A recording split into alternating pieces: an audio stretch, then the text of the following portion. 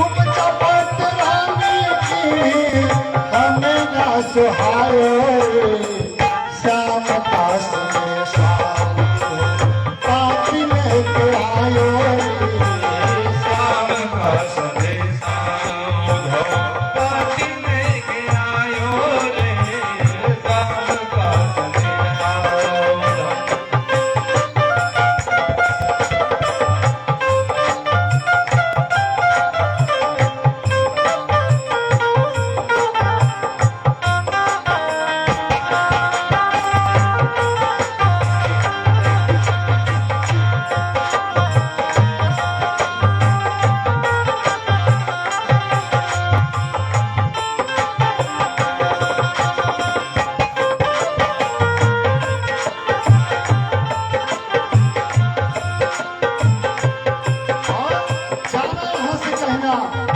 सूर श्याम के आगे ऐसे जाए तुम कहियो सूर श्याम के आगे ऐसे जाई तुम कहियो सूर श्याम के आगे ऐसे जाए तुम कहियो सूरज श्याम के आगे ऐसे जाई तुम कहियो कह देना उधो कि तुम्हारी याद में रो करके उनका जीवन खत्म हो गया है। अब सब गृहस्थ को छोड़ करके जोगनी होने को तैयार है। जीवन खत्म की भस्म रमायो श्याम का संदेशा उधो पाती लेके आयो रे श्याम का संदेशा उधो पाती लेके आयो श्याम का संदेशा उधो पाती लेके आयो रे श्याम का संदेशा उधो पाती लेके आयो रे श्याम का संदेशा पाती लेके आयो श्याम का संदेशा उधो पाती लेके आयो रे श्याम का संदेशा अरे उन्हें तो पाती लेकर के आए। यहाँ तो बस्ती ही जा करके वहां जा करके उन्हें कुब्जा से प्रेम कर लिया। एक गोपी ने टेढ़ी नजर से उद्धव को देखा, देख करके कहा, जवाब दिया, उद्धव तुम ठीक कहते हो कि मन को ब्रह्म में लगाएं, लेकिन किसी के पास मन ही नहीं है तो दूसरा मन लाए कहां से। उद्धव ने कहा मतलब क्या है आपका। गोपी ने कहा कि बोध हो मन न रहे दस बीस उधो मन न रहे बोध हो मन न भये दस बीस उधो मन न भये एक तो सो गयो श्याम संग एक तो सो गयो श्याम संग अब को राधे उधो मन न भये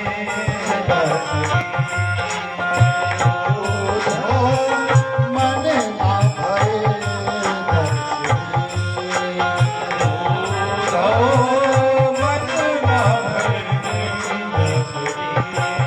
अरे उसे तुम कहते हो मन को ब्रह्म में लगाएं, मन तेरे पास है ही नहीं तो दूसरा मन कहां से लाएं। अरे उद्धव सुनो, तुम तो सखा श्याम सुंदर, तुम तो श्याम तुम तो सखा श्याम सुंदर, तुम तो सखा सकल योग की शोधा मन न भये बस मन न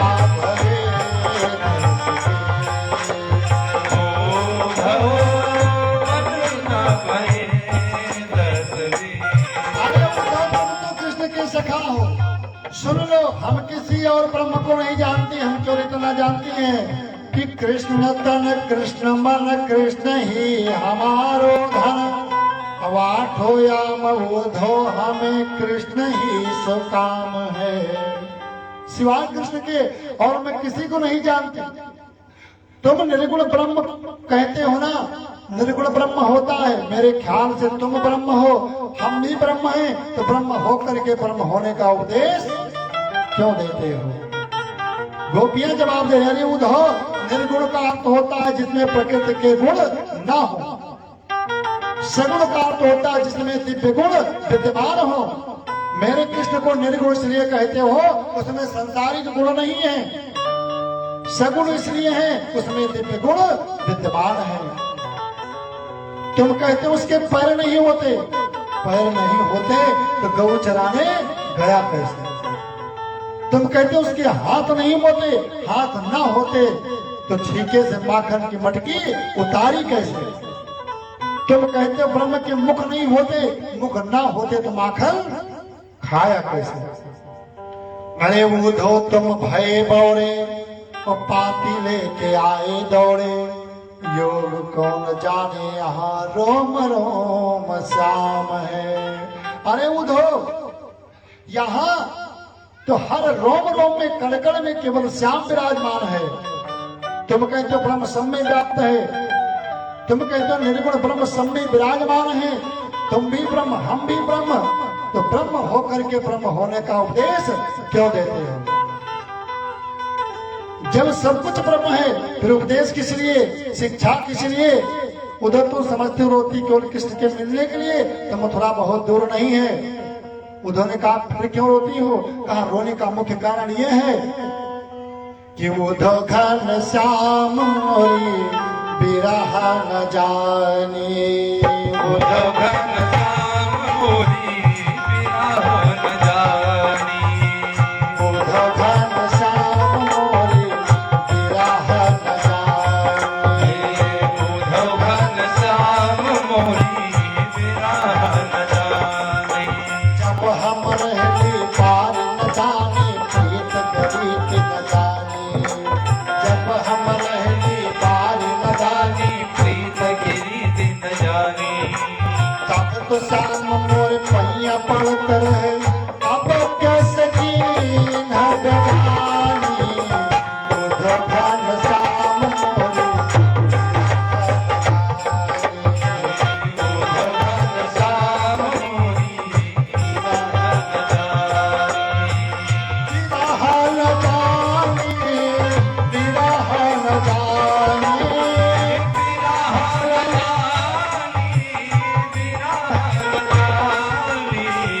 उद्धव घन श्याम मोर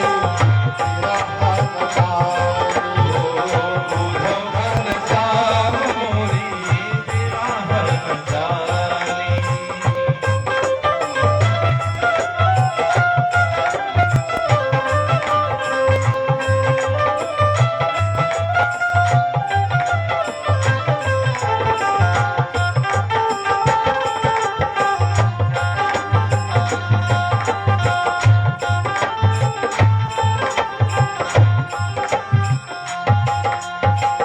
का तो सब सुगम रीति चाहे सौ करे पटरानी, उनका तो सब सुगम रीति चाहे सौ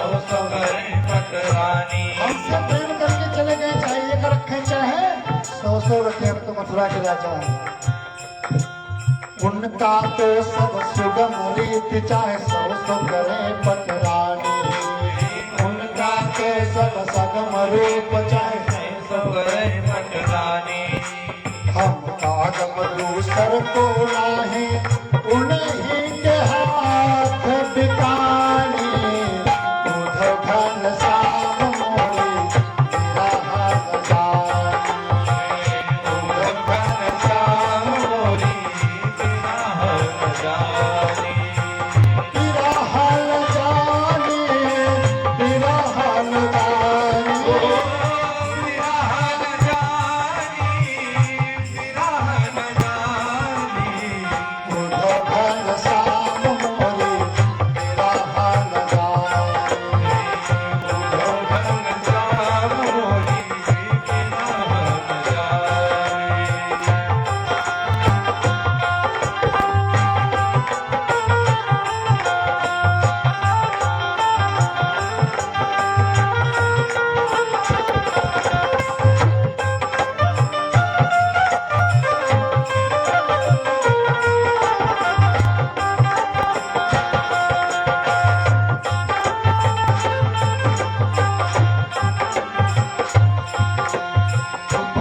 कुटिल महाकुल हेने करे मल मल पछतावे कुबरी कुटिल महाकुल हेने करे मल पछताए। हमने सुना है यहाँ से जाकर के उन्होंने कुब्जा से प्रेम किया और कुबरी कुटिल महाकुल हेने करे मल मल पछतावे कुबरी कुटिल महाकुल हेने ऐसी परम सुंदरी इतिहारी उड़ला पटानी उधो धन साम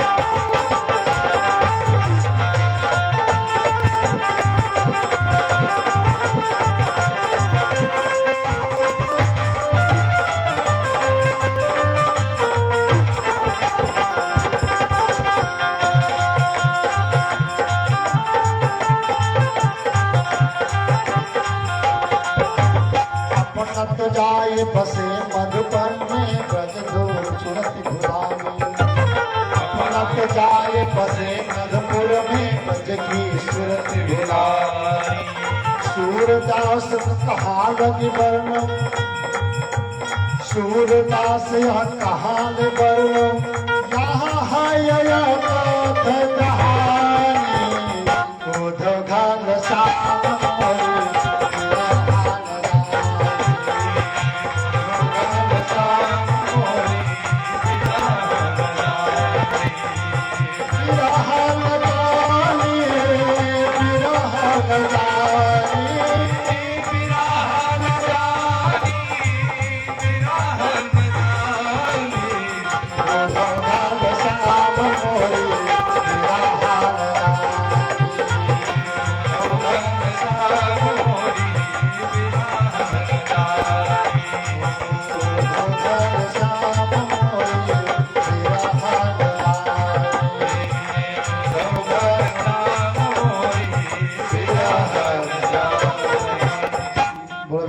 बिहारी लाल की।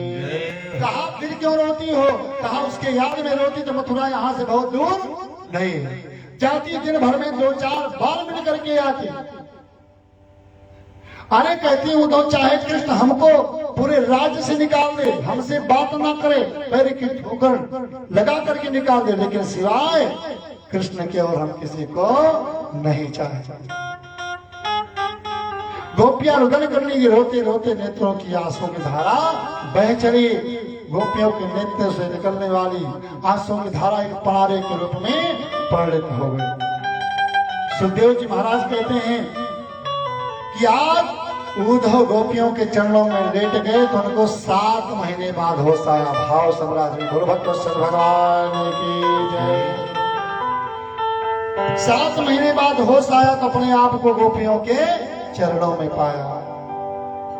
वंदे नंदवदरिष्टीणां पादरेणुभिक्षसः यासा हरिकथेदीतं पुनत भुवनत्रयम्। आचार्य श्री सुखदेव जी महाराज कहते हैं कि राजन, ये बृहस्पति का परम ज्ञानी शिष्य कहता है मैं गोपियों के चरण धूलि को प्रणाम करता हूँ, उनको प्रणाम करने के काबिल नहीं हूँ मैं। जिनके मुख से निकलने वाली कृष्ण कथा पूरे त्रिलोकी को पवित्र करती है। उद्धव ने कहा गोपियों से तुम चिंता मत करो, सायंकाल का सूर्यास्त होगा, बाद में कृष्ण मिलने के लिए पहले आएंगे। ये मेरा वचन है कि उधो सुधो है चलो और सुन गोपिन के बोल, ज्ञान बजाई डुमडुभी प्रेम बजायो ढोल। प्रेम के ढोल के आगे ज्ञान के डुमडुभी को कोई सुनने वाला नहीं है। दौड़ लगा दी, दौड़ करके तो भगवान कृष्ण के पास पहुंचे जैसे भगवान उनको अपने गले से लगा लिया। आइए ज्ञानी जी, आपका स्वागत है। कहा प्रभु आप गले पर नमक क्यों डालते हैं? कहा क्या हुआ? अरे कहा क्या नहीं हुआ, क्या नहीं हुआ कन्हैया? अरे सारी गोपियां आपकी याद में रो रही हैं, रोते समय उनकी श्रवण शक्ति कमजोर हो गई है।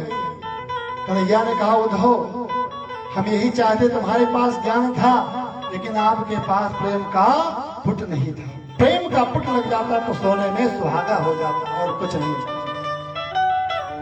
तुम कहते हो गोपियां हमसे बिलग है ना, अपने नेत्र को बंद करो। उद्धव ने जैसे नेत्र को बंद किया, प्रभु ने क्या आंखें खोल करके देखा भगवान श्री कृष्ण के बगल में राधा रानी विराजमान है। हजारों गोपियां प्रकट हो गई। बोलो भक्तोत्सल भगवान की जय। भगवान ने कहा ये तो मेरा नाटक है उद्धव, बिना भक्ति के जो ज्ञान है वो पंगु है, बिना ज्ञान की जो भक्ति अंधी है। दोनों को दोनों की जरूरत है। तुम ज्ञानी थे, विनम्र थे, पढ़े लिखे थे, मैंने सोचा तुम्हारे ज्ञान पर थोड़ा भक्ति का रंग लग जाए तो सोने में सुहागा हो जाएगा। अरे गोपियां साधारण नहीं है, ये सब वेद के मंत्र हैं। वेद के मंत्र गोपी के रूप में आए हैं। निर्गुण गुण से ज्यादा कौन जानता है, सगुण गुण से ज्यादा कौन जानता है। भक्ति के विषय में उनसे ज्यादा ब्रह्म भी नहीं जानता, क्योंकि साक्षात वेद की ऋचाएं है। तुम भाग्यवान हो जो तुम्हें गोपियों का दर्शन मिला। आज उद्धव प्रसन्न हो गए। राधा और कृष्ण नाम दो है लेकिन चीज एक है। राम रूपे भवे सीता रुक्मिणी कृष्ण जन्मति। नारायण की पत्नी का नाम लक्ष्मी, राम की पत्नी का नाम सीता, कृष्ण की पत्नी का नाम रुक्मिणी। राधा कौन है? कहा राधा साक्षात कृष्ण और कृष्ण साक्षात राधा। बोलो राधा माधव भगवान की जय। इतने में एक ज्योति नीचे से चली, मंडल में 7 बार परिक्रमा करके भगवान कृष्ण के चरणों में समाहित हो गई। बोलो भक्तवत्सल भगवान की जय। इसलिए राधा का प्रेम, गोपियों का प्रेम हमारे प्रेम जैसा नहीं है, निश्चल प्रेम है। निर्गुण ब्रह्म को जो अंगुली पकड़ करके चुल्लू भर छाछ पे नचा दे, वो साधारण गोपियां या साक्षात वेद की ऋचाएं। उद्धव को भक्ति का सर्वांग दर्शन हुआ। गोपियों के समस्त भक्ति के रूप में दर्शन करके आज प्रसन्न हो गए। उद्धव जी गदगद हो गए। इसके बाद कन्हैया गोपिया के घर गए और अक्रूर के घर पहुंच करके उनके मन की बोल दिखाई। बोल भक्तवत्सल भगवान की जय। सज्जनों, भगवान सबकी मन की कामना का पूर्ण करने वाले होते हैं। भगवान तो जितने भी कार्य किए हैं, किसी को छल पूर्वक मारे हैं तो किसी को जबरदस्ती बलात् मारे, लेकिन भगवान ने जिसको मारा उनका कल्याण ही कल्याण। बोल भक्तवत्सल भगवान की जय। हे मुरलीधर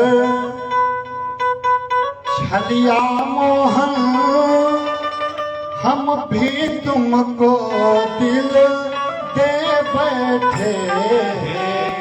मुरलीधर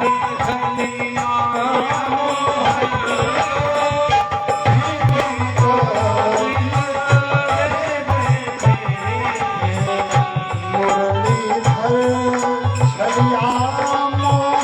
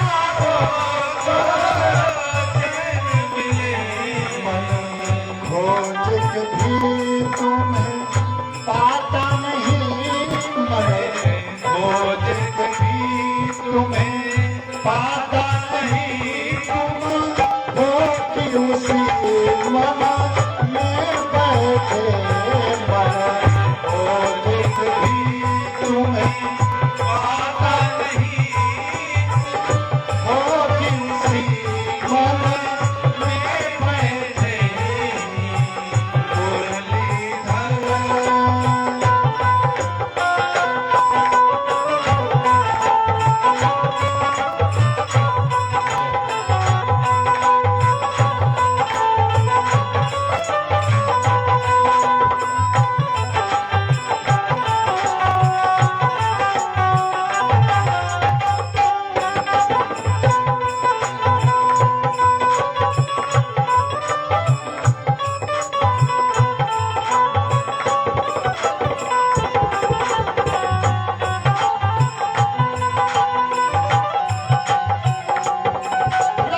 राजेश्वर राजा राम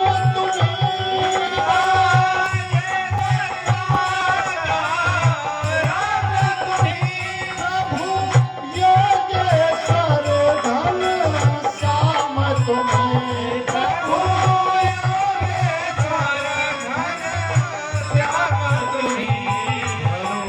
भारी बने कभी मुरली बजा धरो भारी बने कभी मुरली बजा नमो नाथ तुम्हें जगत में बैठे धरो भारी बने कभी मुरली बजा नमो नाथ तुम्हें जगत में बैठे